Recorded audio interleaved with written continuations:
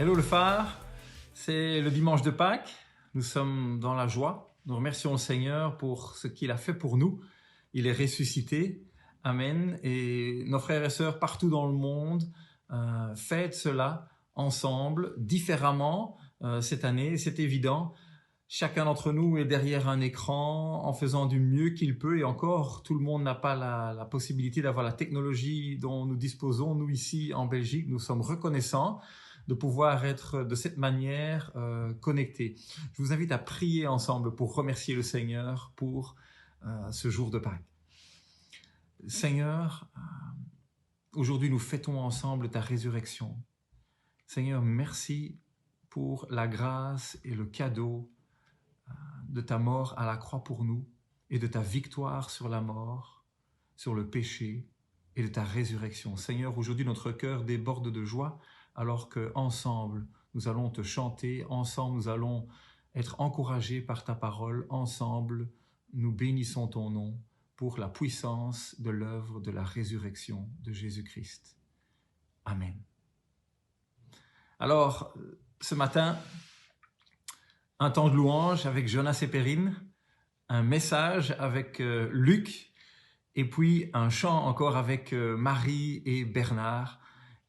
N'oubliez pas de rester branchés pour les quelques dernières annonces qui suivront, surtout pour ceux qui se préparent pour nous dans le reste de cette journée et dans la semaine qui vient.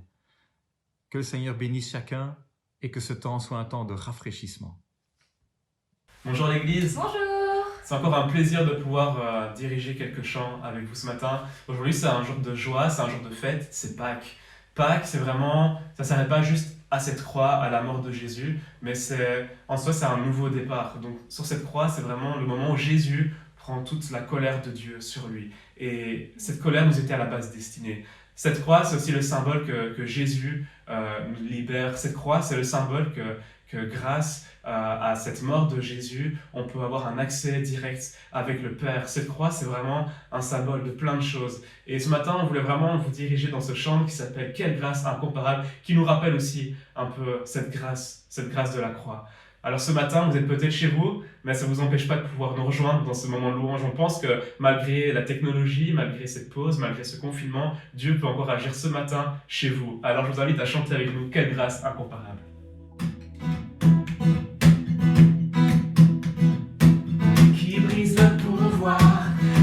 De la mort, qui aime d'un amour si puissant, si fort. C'est le roi de gloire, il est le roi des rois, qui secoue la terre par un saint tonnerre, qui nous émerveille par ton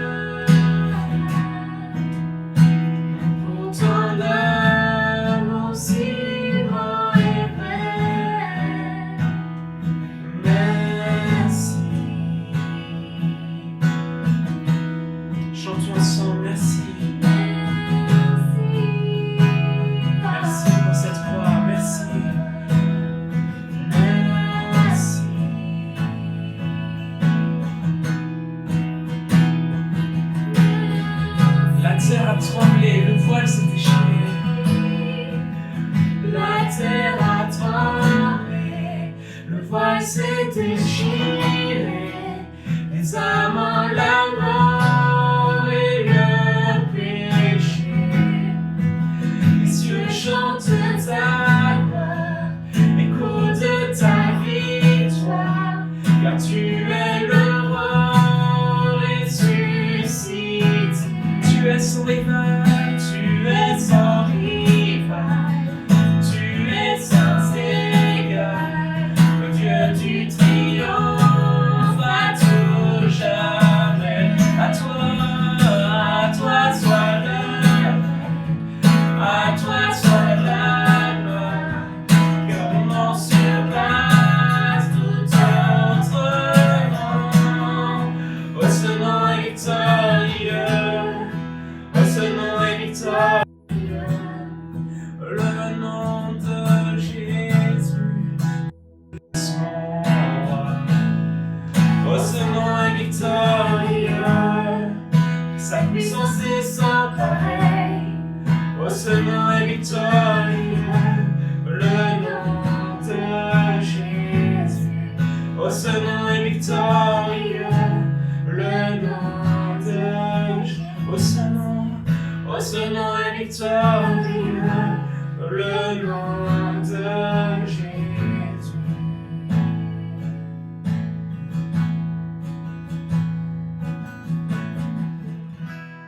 Amen. Bonjour à toutes, bonjour à tous. Je suis ravi de vous retrouver dans mon salon et je dois dire que c'est une chose à laquelle je suis pour le moins pas habitué et qui est vraiment difficile pour moi, mais je vais essayer quand même de vous amener un message de Pâques ce matin. Et je pense particulièrement aux gens qui sont confus, incertains, et c'est vrai que toute cette histoire de confinement, de virus, de masque, tout ce qui va avec, ça peut nous amener dans l'incertitude, dans la confusion. Peut-être même que certains se sentent abandonnés par le Seigneur. Mais ce que je veux vous dire ce matin, c'est qu'il est ressuscité des morts, qu'il est avec nous toujours, partout et à tout moment, dans toutes les situations. Il n'est pas dépassé par cette situation, il n'est pas débordé, il n'est pas étonné. Je dirais, il est en contrôle, il est souverain. Maintenant, pour comprendre ce qu'est Pâques, je vous suggère de faire une petite promenade, ça je pense qu'on peut encore faire, visiter un cimetière et réfléchir à la grandeur du miracle. Il y a 2000 ans, un homme a vaincu la mort une fois pour toutes.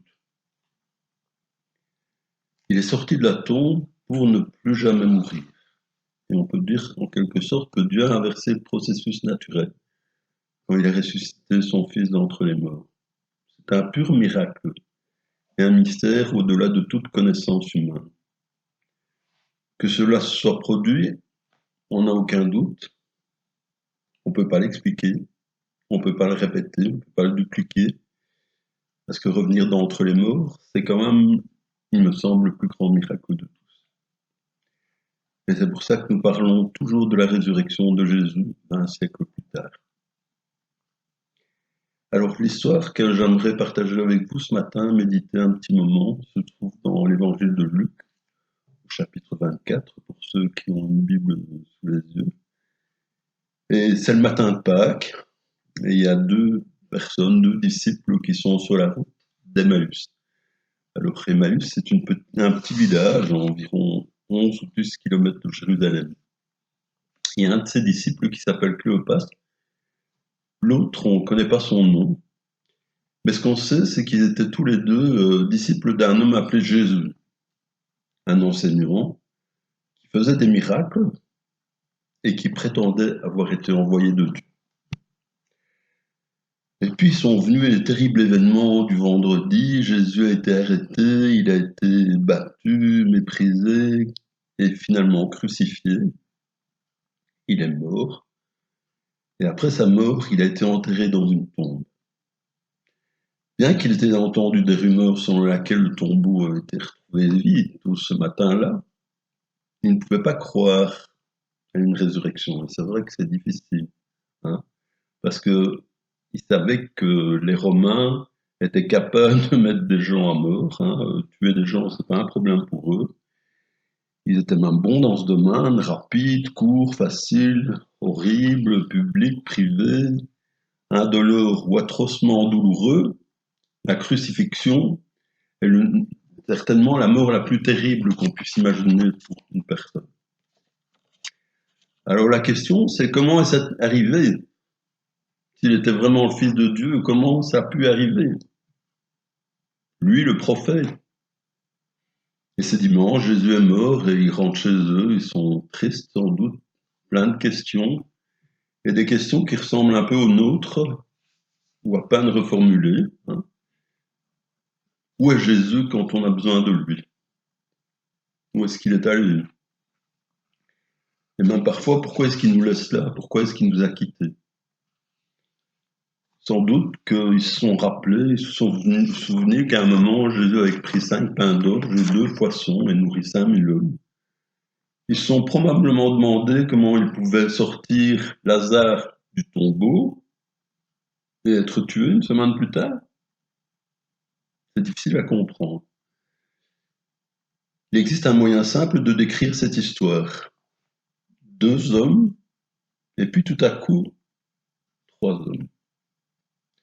Et tout ce que vous devez savoir ce matin, je trouve, à propos de cette histoire, c'est ces mots, 2 hommes qui marchent, plongés dans leur chagrin, peut-être leur désespoir, leur tristesse, et tout à coup, il y a un étranger qui les rejoint, et qui marche avec eux. Et quand il les quitte, ils sont changés pour toujours. Et d'abord, leur cœur est accablé, après, leurs cœurs sont brûlants, et puis finissent par éclater de joie. Alors pour nous, ça veut dire quoi toutes ces choses? Il y a un verset, on va pas lire le texte, je vous invite à le faire peut-être ce matin ou cet après-midi, quand vous avez quelques minutes de relire ce passage. Et il y a un verset très intéressant, il y a le verset 16 qui dit que leurs yeux ont été empêchés de le reconnaître. Alors on peut se poser la question, comment est-ce qu'ils ne reconnaissaient pas Jésus? Est-ce que Jésus avait une apparence différente? Après tout, ils étaient ses disciples. Donc oui, certains ont essayé d'imaginer en disant ils ne l'attendaient pas forcément, du coup ils l'ont pas reconnu. D'autres disent que c'est arrivé, c'était le coucher du soleil, il commençait à faire sombre, donc ils n'ont pas reconnu, etc. Mais je préfère l'interprétation qu'on trouve dans le commentaire biblique de Jean Calvin, qui dit ceci, que c'est tout simplement le Seigneur lui-même qui les a empêchés de le reconnaître. Et ça, c'est aussi une très grosse leçon pour nous, ça a l'air tout simple comme texte. Mais moi, je me pose la question, est-ce que tous les matins, je me rends compte que le fait de voir, d'entendre, de goûter, de toucher, toutes ces choses sont des dons de Dieu, qu'il a tout en main, et que si je vois, c'est vrai que c'est une saison extraordinaire, le printemps, si je vois toutes ces merveilles, qui sont comme une abondance de bonté de Dieu qui déverse sur nous sans cesse comme ça, je peux les apprécier parce que je vois, mais ça aussi, c'est un don de Dieu. Et donc, je dirais, eux, ils étaient là avec cette personne, ils ne l'ont pas reconnue. Et ils parlent ensemble, et l'étranger l'écoute attentivement. Et puis, il leur demande, de quoi parliez-vous? Alors, c'est une question intéressante. Et les hommes sont tout à fait perplexes. Oui, parce qu'en fait, ils se posent la question, mais comment... T'as pas entendu tout ce qui s'est passé, cette histoire avec Jésus, je dirais la manière dont on l'a traité, il a été arrêté alors qu'il avait fait tant de miracles. Il raconte sans doute l'histoire de cet étranger, qui est une espèce de combinaison d'amour, parce que ils aimaient le Seigneur, de chagrin, de fierté aussi, parce que c'était pas n'importe qui, de croyance, ils l'ont vu faire des choses extraordinaires, mais de doute aussi, parce que on a vu tout ça et tout d'un coup, c'est terminé, c'est fini, ça s'arrête là. Et remarquez, tout ce qu'ils ont dit était au passé. Et c'est comme ça, normalement, qu'on passe des morts. Alors sans doute, il l'aimait toujours, il croyait toujours en lui du mieux qu'il pouvait, hein, et la crucifixion ne pouvait pas les faire cesser de l'aimer, mais il ne pouvait pas concilier les événements de ces 48 dernières heures avec la foi, leur foi que Jésus était véritablement le Messie, le Fils de Dieu. C'était tout simplement des disciples déçus qui sentaient peut-être leur foi s'éloigner à chaque pas sur le chemin d'Emmaüs. Hein, et parfois, nous aussi, dans les circonstances, notre foi s'éloigne un peu. Hein. Alors, ils ont entendu des rumeurs d'une tombille, mais qu'est-ce que ça veut dire? Qu'est-ce que ça signifie déjà, une tombille? Pourquoi est-ce qu'on est venu le chercher Seulement, il arrive un moment dans la vie où on doit faire face aux faits et face à la réalité. Et ils se sont dit, tiens, voilà, ça c'est comme ça que se termine la triste histoire de Jésus. Hein. Une histoire qui avait pourtant un début si prometteur. Ils ont cru en Jésus. Et quelque part, ils se sont dit, il est mort, il nous laisse tomber. Et ce troisième jour est presque révolu. Et Jésus, il est introuvable. Hein. On met le rideau, c'est fini maintenant. Voilà à quoi ça ressemble le vendredi saint sans Pâques, sans la résurrection. Une tragédie, une histoire sans morale, parce que Jésus, qui était totalement innocent, a été traité comme le pire des brigands, puisqu'on lui a préféré Barabbas. Un drame qui se termine avant l'acte final. Alors parfois, on a du mal à reconnaître Jésus dans nos circonstances, et parfois, et ça c'est un autre reproche, je crois qu'il est important, hein, c'est qu'on est lent à croire. Alors que les deux disciples déversent leur confusion, leur désespoir, Jésus écoute patiemment, et quand ils ont fini de raconter leur rêve brisé, leur espoir déçu, cet étranger commence à parler. Et il les appelle, et ça, je crois que c'est une parole du Seigneur qui est très dure, hein, mon épouse me le disait encore, c'est quand même fort de dire ça. Hein. En même temps, je me dis, Jésus dit ça à ces personnes-là, mais peut-être au travers d'eux à beaucoup de ses disciples, dont je suis. Hein. Il les appelle hommes sans intelligence, hommes sans intelligence, dont le cœur est lent à croire tout ce qu'ont dit les prophètes. Il les réprimande pour une chose, et une seule chose, ne pas avoir compris et appliqué les Écritures. Il ne leur reproche pas de quitter Jérusalem, de rentrer chez eux, il ne critique pas leurs doutes, il ne les condamne pas, même dans leur confusion, etc. Hein, tout ça est parfaitement compréhensible, compte tenu des circonstances et des informations fragmentées qu'ils avaient reçues. Mais il leur dit de savoir et croire, en fait, tout simplement ce que dit la parole de Dieu. Et ça, c'est important. Hein. Parce que quand on la lit, on se rend compte que la croix n'est pas un accident. Ça fait partie du plan de Dieu depuis le début. C'est pourquoi les prophètes, les poètes qui ont écrit les psaumes ont écrit à ce sujet. Il y a des indices de ça dans tout l'Ancien Testament, que le Messie souffrirait, entrerait dans la gloire. Hein, et ne manquez pas ce point. La Bible entière témoigne du Christ. Toutes les Écritures pointent vers Jésus. Alors on ne doit pas commettre la même erreur qu'ils ont commise, sinon nous serons aussi, pardonnez-moi le mot, des idiots, avec un cœur lent à croire, aux promesses de Dieu. Mais l'Ancien Testament est plein de Christ, il est là à chaque page. Il est le véritable thème de l'Ancien Testament. Par type, par enseignement, par sacrifice, par prophétie, vous le trouvez partout. Alors je trouve un grand encouragement dans cette histoire où est Jésus. Quand on a besoin de lui, il est avec nous, même lorsque nous gardons à croire.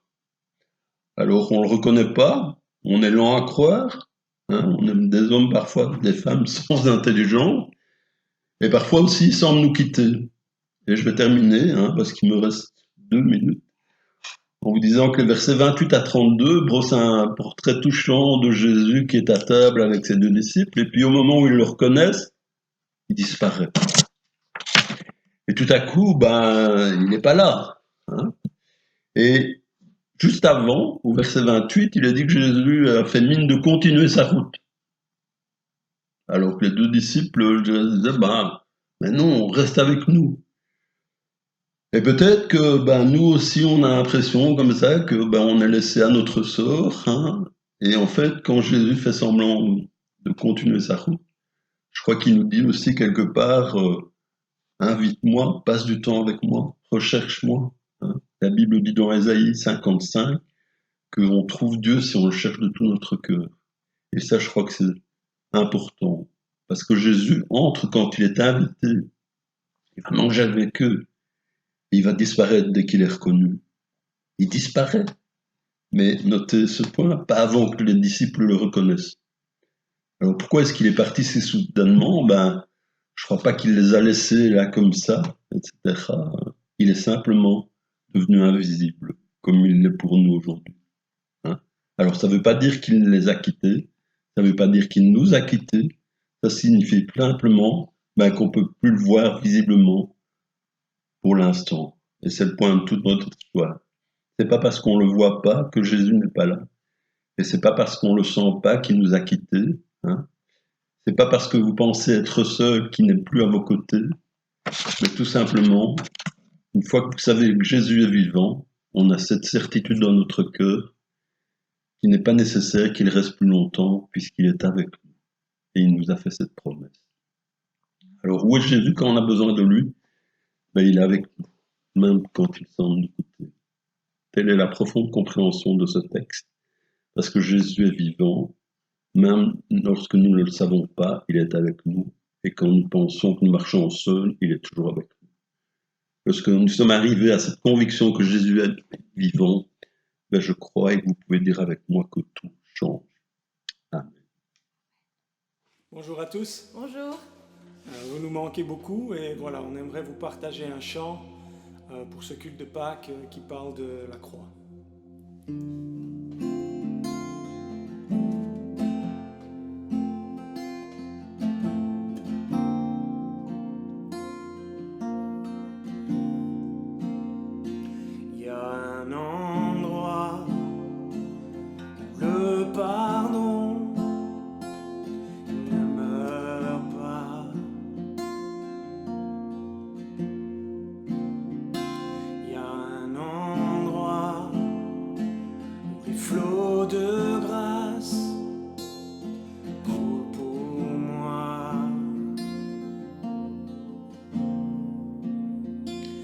Tout l'amour que j'ai trouvé inonde mon cœur, viens l'emporter.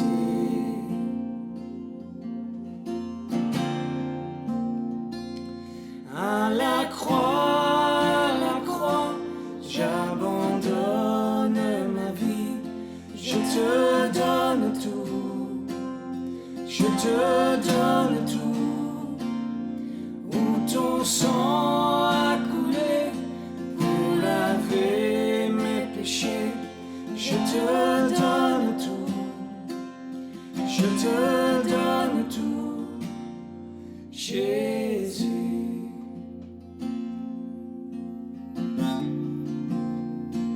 Il y a un endroit où mon passé est sans puissance.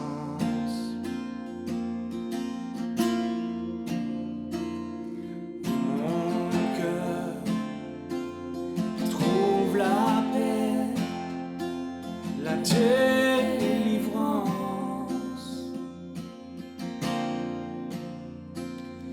tout l'amour que j'ai trouvé inonde mon cœur, viens m'emporter.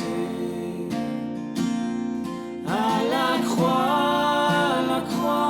j'abandonne ma vie, je te donne tout, je te donne tout. Où ton sang a coulé pour laver mes péchés, je te donne tout, je te donne tout.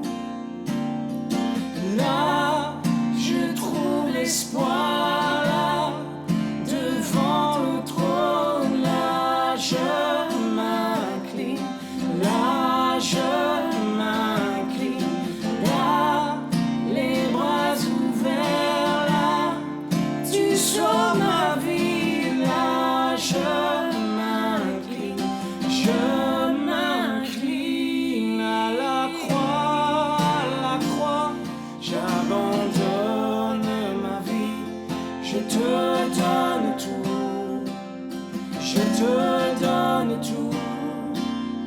Où ton sang a coulé pour laver mes péchés. Je te donne tout, je te donne tout, Jésus.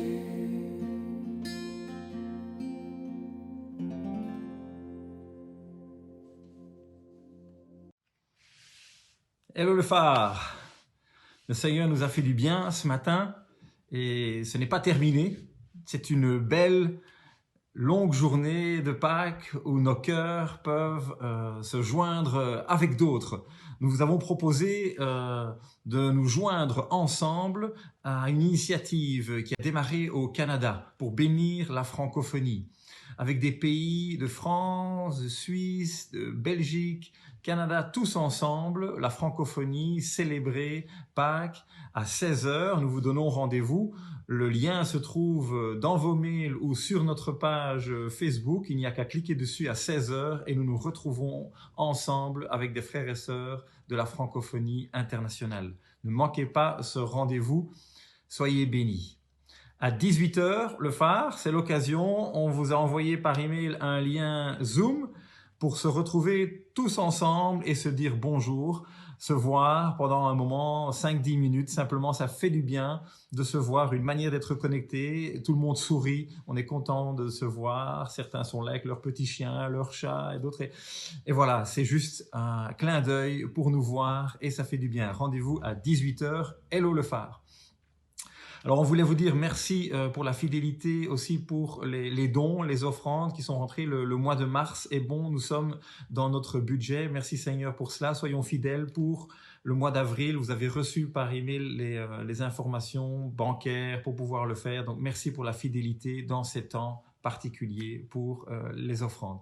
Alors, ne manquez pas les rendez-vous de la semaine. Chaque semaine, des emails d'encouragement, lundi, mercredi, vendredi, les groupes de maison. Priez également pour la soupe qui a lieu, qui est servie tous les jours, du lundi au vendredi aux gens de Nivelles. Et demain, lundi de Pâques, nous servons la soupe, nous bénissons les gens à Nivelles. Merci de prier pour cela. Pâques, c'est le temps pour nous, dans cette période spéciale, d'aller plus loin avec Dieu et de briller encore plus fort là où Dieu nous place. Rick Warren, que vous connaissez peut-être, qui a écrit plusieurs ouvrages, qui est pasteur d'une église en Californie, a écrit dans un de ses livres que nous ne créons pas les vagues, mais nous apprenons à surfer dessus.